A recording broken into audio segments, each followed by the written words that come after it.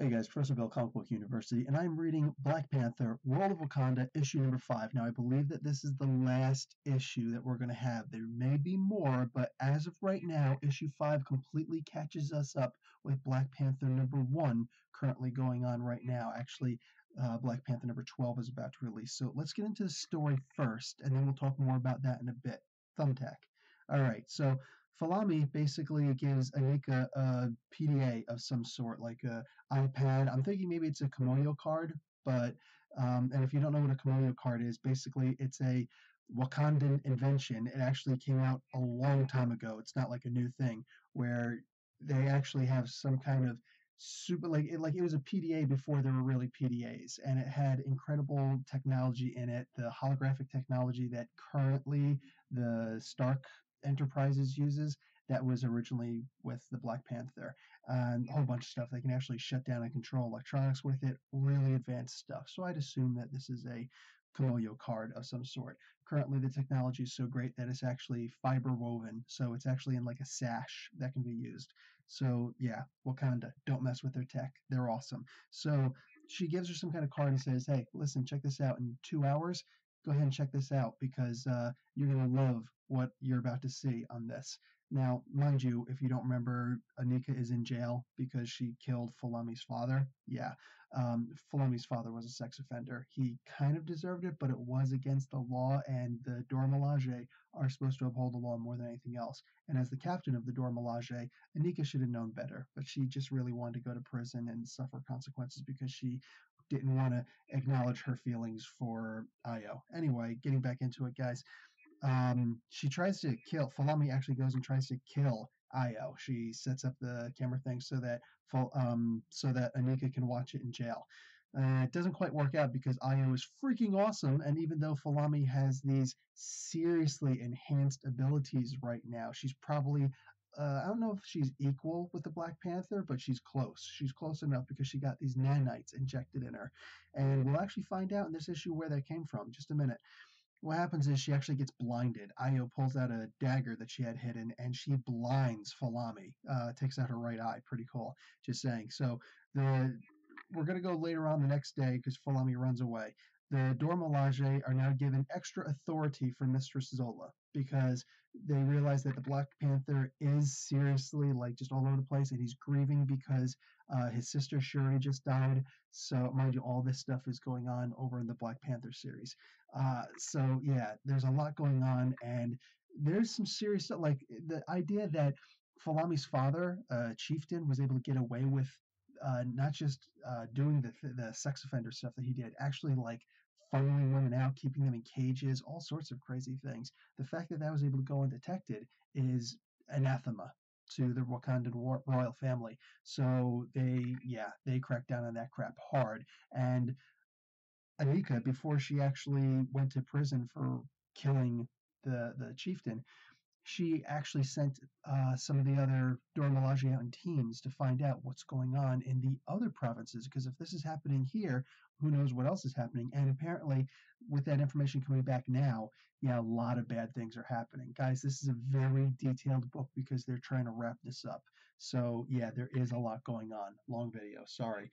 Anyway, so Mistress Zola sends uh, these Dora Milaje back out to actually not just investigate these matters, but to actually handle these matters. She's giving them extra authority because Io says flat out, listen, everybody's busy. Okay, look, we can actually be loyal to the Black Panther and all this stuff and trust what he's doing, but when push comes to shove, we've got to actually handle this stuff. Women are being objectified everywhere. And it's true. And like these crimes are actually going all over the place, but of course the women don't have the same voice that men do, and this is in all societies. So yeah, they go out and they handle shakedown artists and all sorts of like criminals everywhere. Uh, just whatever, man. And they handle business big time. So Mistress Zola, mind you, is now going to go to Falami directly, and she's going to find out what's going on and confront her. Full armor regalia and everything, thinks she's going to take her in for justice. And she goes in there, and Falami kills her, and pretty quickly. Falami's, jacked up. Like, Io is, cool and all that stuff, and I know that Mistress Zola helped to train all the Dora Milaje, but Yeah. Anyway, she's kind of old. Well, she ain't getting any older. She gets killed, stabbed through the heart. Well, but before she died, all right, she actually went and gave the cell key to Anika's cell to Io. And Io goes and sneaks in, and she's gonna try and get her out. On the way, she stops off and she steals the Midnight Angel prototype armors. Now, basically, like I know, Black Panther and Wakanda, super major tech, so much tech they don't need to make a suit like Iron Man does. But it was always said that if the Black Panther were to make a suit, it would easily outclass anything that Tony Stark had ever built. Well, I don't know how much proof there is in that for these armors, but they are some pretty cool armors, and they're their prototypes, and they are now stolen. So Ayo and Anika have now escaped. At the exact same time, you've got Falami goes back to her source, who gave her the nanites in the first place, and she demands more nanites. Now, we also find out that Zeke Stain, now maybe it's Zeke, Zeki, whatever. I actually knew two people named Zeki, but anyway, it's short for Zechariah. Basically, this is Ezekiel Stain, okay? This is the son of Obadiah Stain.